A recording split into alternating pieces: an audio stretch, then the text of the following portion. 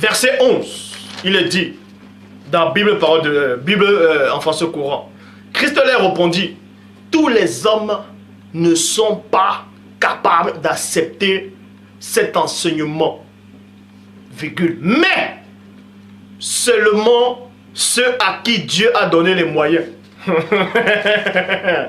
Qu'est-ce que ça veut dire? Christ dit, tout le monde ne sont pas capables d'accepter ce que Christ vient de dire, sauf en cas d'infidélité. Mais seulement ceux à qui Dieu a donné les moyens de comprendre. Mais moi, je vais vous expliquer exactement ce que ça veut dire. Vous imaginez, parce qu'il est dit dans Romains 8, 28, que tout concourt au bien à celui qui aime Dieu. Et que celui qui trouve une femme trouve le bonheur. Mais on doit réellement dire celui qui trouve une femme selon Dieu trouve le bonheur.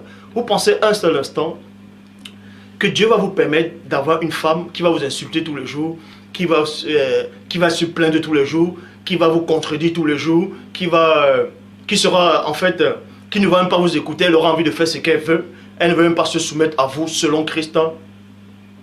Quand il dit soumettre, ce n'est pas que vous allez, qu'elle devienne votre esclave, non. Ou bien, une femme va accepter un homme qui la frappe tous les jours, en disant, tiens, je vais rester parce que Dieu m'a donné les moyens. Non, Dieu m'a donné la capacité de comprendre que je ne dois pas divorcer, sauf en cas d'infidélité.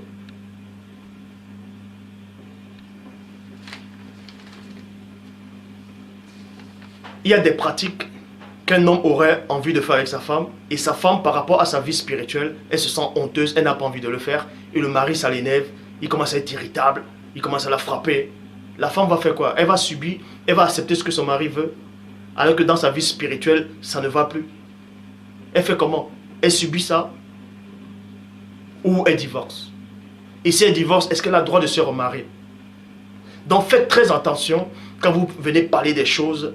Faites très attention quand vous sortez les versets juste pour donner les versets. Non, Christ a dit sauf en cas d'infidélité. Faites très attention quand vous sortez les versets.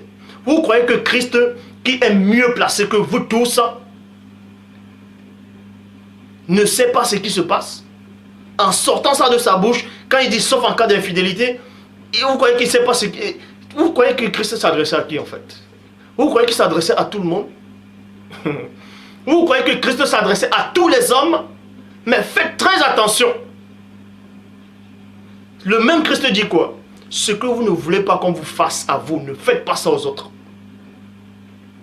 Alors, si Christ ne veut pas, si Christ, en sachant que toi tu vas aller en mariage, tu pries Dieu, tu écoutes la parole de Christ et Christ est avec toi, il marche avec toi. Tiens, tu vas rencontrer une femme, cette femme te plaît. Ou bien une femme va rencontrer un homme, cet homme-là te plaît. Et Christ sait que dans ce couple-là, cet homme-là va te fouetter tous les jours.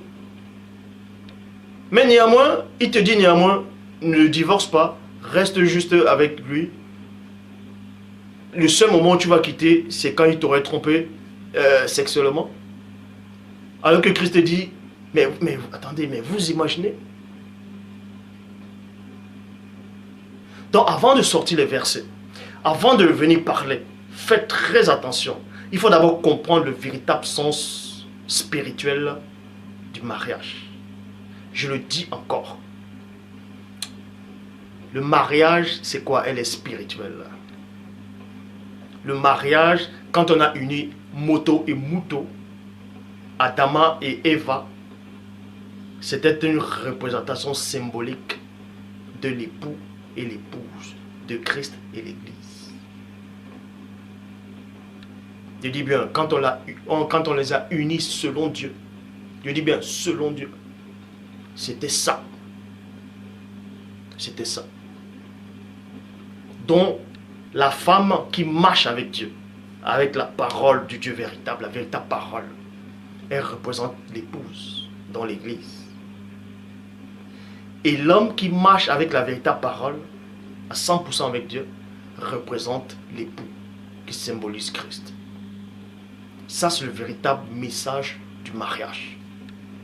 Et vous imaginez un seul instant Christ en train de fouetter l'église tous les jours? Mais dans ce cas, ça sert à quoi de suivre encore le Christ? Puisque Christ dit quoi? Ce que vous ne voulez pas qu'on vous fasse, ne faites pas ça aux autres. Christ ne veut pas qu'on le fouette. Christ ne veut pas qu'on le fouette tous les jours. Alors pourquoi il va fouetter l'église? Donc faites très attention quand vous parlez des sujets très sensibles.